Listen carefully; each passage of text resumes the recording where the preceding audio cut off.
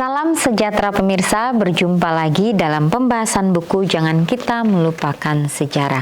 Buku ini mengatakan kepada kita tidak perlu takut akan masa depan, kecuali kita melupakan jalan yang Tuhan telah tuntun dan ajarnya dalam sejarah masa lalu kita. Ini ditulis oleh Nyonya Ellen G. White, dan di sini juga dikatakan saat kita melihat ke belakang dan merenung setiap saat. Semoga kita terinspirasi untuk mengingat dari mana kita berasal dan menegakkan obor yang dipercayakan kepada kita untuk menerangi jalan bagi orang lain. Jadi suatu ajakan yang begitu indah bagi masing-masing kita. Biarlah kita selalu mengingat akan tuntunan Tuhan, akan penyertaan Tuhan di masa lalu. Kalau dia sudah memberkati kita dengan begitu banyak berkat-berkatnya, tentunya dia akan selalu menjaga kita untuk ke depannya. Oleh sebab itu biarlah kita mau terus percaya hanya kepada Tuhan saja yang satu-satunya penolong kita. Pada saat ini kembali lagi saya mengundang akan seluruh anggota keluarga dan saudara-saudara semua dapat berkumpul bersama-sama. Kita akan mempelajari nasihat firman Tuhan pada saat ini, dan biarlah rencana-rencana indah Tuhan itu akan menjadi bagian masing-masing kita. Kita akan masuk ke dalam judulnya, Batas Memberitakan Sabat bagian pertama. Ayatnya terdapat di dalam Yesaya 6 ayat 8. Lalu aku mendengar suara Tuhan berkata, siapakah yang akan kuutus dan siapakah yang akan mau pergi untuk aku? Maka sahutku, ini aku, utuslah aku. Segera setelah menerima sabat, Batas pergi ke Washington, New Hampshire untuk bertemu dengan Wheeler, saudara-saudara di Farnsworth dan orang Advent lainnya yang memelihara sabat. Putra Wheeler, George, melaporkan bahwa Batas tiba sekitar pukul 22 setelah seluruh keluarga sudah tidur. George mendengar ayahnya mempersilahkan seseorang masuk, dan sepanjang malam hari ia terbangun dari waktu ke waktu untuk mendengar suara mereka. Mereka berbicara sepanjang malam dan kemudian melanjutkan pembicaraan hingga tengah hari. Setelah itu Batas langsung pulang.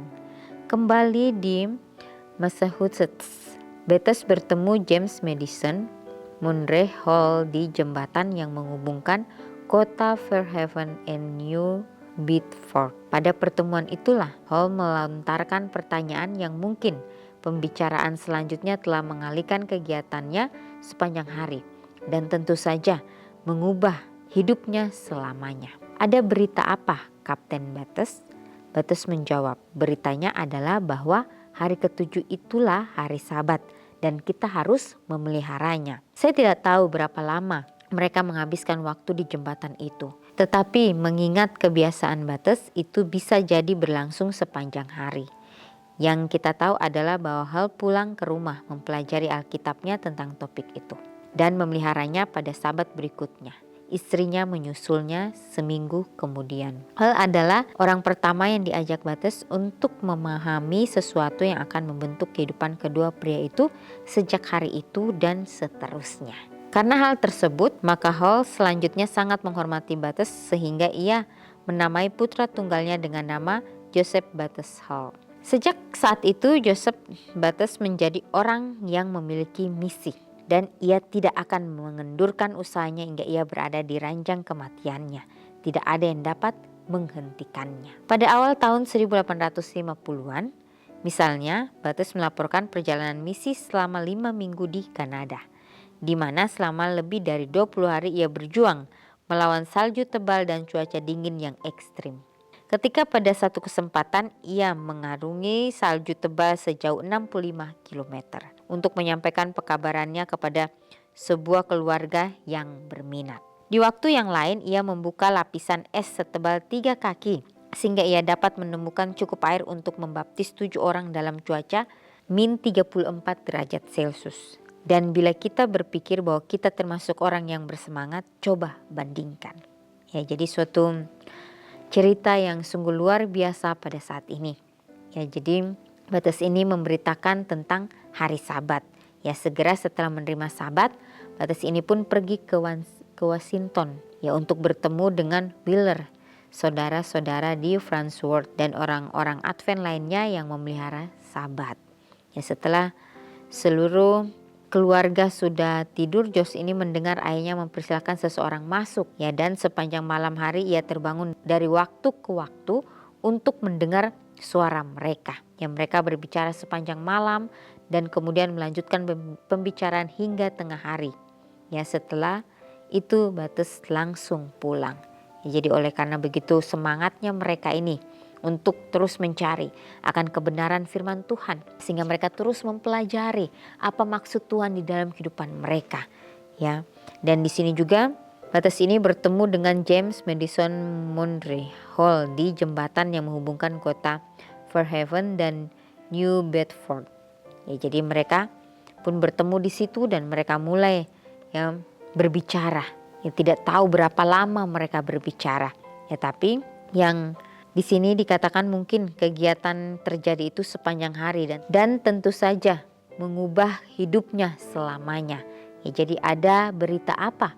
Kapten Bates menjawab, beritanya adalah bahwa hari ketujuh itulah hari Sabat dan kita harus memeliharanya. Ya, jadi dia menerima akan kebenaran Sabat itu di dalam kehidupannya. Ya, dan di sini juga dikatakan bahwa pada saat Bates ini bertemu dengan Hall ini pulang ke rumah. Kemudian dia kembali mempelajari Alkitabnya tentang topik itu. Topik mengenai memelihara hari Sabat. Kemudian istrinya Hall ini juga menyusul seminggu kemudian. Hall adalah orang yang pertama yang diajak Bates untuk memahami sesuatu yang akan membentuk kehidupan kedua pria itu sejak hari itu dan seterusnya. Jadi mereka terus mempelajari kebenaran itu di dalam kehidupan mereka. Ya, begitu pula dengan kita saat ini. Ya, bila mana kita sudah menerima ya akan kebenaran firman Tuhan dalam kehidupan kita, biarlah kita mau dengan penuh kerendahan hati untuk mau diajar setiap saat dan setiap waktu. Ya, bagaimana Bates ini ya dia memilih untuk terus bertahan di jalan kebenaran itu. Ya, karena di ayatnya di dalam Yesaya 6 ayat 8, ya biarlah kita kembali menyambut akan panggilan Tuhan di dalam kehidupan kita. Ya, siapakah yang akan diutus dan siapakah yang mau pergi untuk aku, kata Tuhan. Biarlah pada saat Tuhan mengatakan itu kepada kita, maka kita dapat menyahut, Tuhan, ini aku, utuslah aku. Ya, betapa luar biasanya pada saat kita mau berserah kepada Tuhan, menyerahkan kehidupan kita. Apakah kita bisa sanggup mengatakan, Tuhan, ini aku, utuslah aku. Ya, saya secara pribadi, ya mungkin saya belum siap. Tapi bagaimana persiapan itu dimulai dari sekarang. Ya, supaya kita betul-betul menerima akan panggilan Tuhan di dalam kehidupan kita. Apapun yang Tuhan inginkan supaya kita lakukan, biarlah kita mau menyambut itu dengan hati yang terbuka. Karena Tuhan tahu kesanggupan kita. Tuhan tahu kemampuan kita. Biarlah kita mempunyai penyerahan sepenuhnya hanya kepadanya. Ya Tuhan, bantulah saya hari ini untuk menyambut pekabaran-Mu dengan lebih serius. Tolonglah saya untuk melangkah keluar dari zona nyaman saya. Pada saat kita sudah mengatakan ini dalam kehidupan kita, kita betul-betul harus siap. Ya, karena Tuhan akan membawa kita ke dalam situasi yang akan membuat kita betul-betul mempunyai perjalanan bersama-sama dengan Tuhan. Dan disitulah kita akan diuji. Apakah kita benar-benar mengasihi Tuhan kita? Ya, pada saat kita ingin mengikuti Tuhan kita, ya akan banyak tentunya tantangan yang akan datang. Tapi biarlah semuanya itu menjadi suatu pelajaran untuk kita. Supaya kita boleh lebih kuat lagi hari demi hari. Ya, tolonglah saya untuk melangkah keluar dari zona nyaman saya. Biarlah kita berdoa kepada Tuhan supaya Tuhan dapat terus membimbing kita, menuntun kita di jalan kebenarannya. Menerima akan setiap panggilan yang Tuhan sudah berikan bagi masing-masing kita. Ya, sama seperti Bates ini. Ya, dia dengan begitu semangatnya dapat menyampaikan akan kabar keselamatan itu kepada setiap orang. Sehingga pada saat dia menyampaikan kepada saudara Hall ini, dia menyampaikan dengan sungguh-sungguh. Sehingga saudara Hall ini juga merasakan betapa luar biasanya kuasa Tuhan itu di dalam kehidupannya. Dia melihat ya bagaimana Bates ini betul-betul serius dalam mengikuti Tuhannya. Ya, sehingga saudara Hall ini pun dapat percaya sepenuhnya kepada Tuhan. Dia terus mempelajari akan kebenaran firman Tuhan itu di dalam kehidupannya. Ya dikatakan pada saat batas ini ketemu dengan saudara Hall ini, ya beritanya adalah bahwa hari ketujuh itulah hari Sabat dan kita harus memeliharanya. Ya betapa luar biasanya cara-cara Tuhan di dalam kehidupan kita.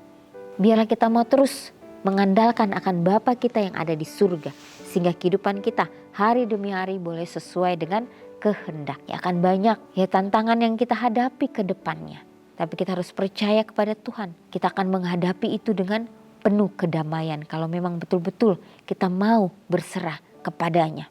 Ya, sudah banyak sekali tanda-tanda yang kita sudah lihat, tanda-tanda yang mungkin sudah kita rasakan sendiri dalam kehidupan kita.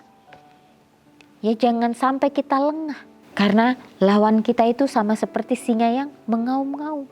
Dia siap untuk menerkam kita kalau kita lengah sedikit. Biarlah di dalam situasi apapun yang kita hadapi, kita mau terus mengandalkan akan Bapa kita yang ada di surga. Biarlah komitmen demi komitmen yang kita sudah ambil, kita doakan itu dengan sungguh-sungguh, sehingga kita dapat menjalankan itu dengan sepenuh hati kita. Inilah yang menjadi nasihat firman Tuhan pada saat ini. Biarlah kita mau terus berserah hanya kepada Bapa kita yang ada di surga, yang akan memberikan kita kesanggupan, yang akan memberikan kita kekuatan untuk terus melangkah hari demi hari.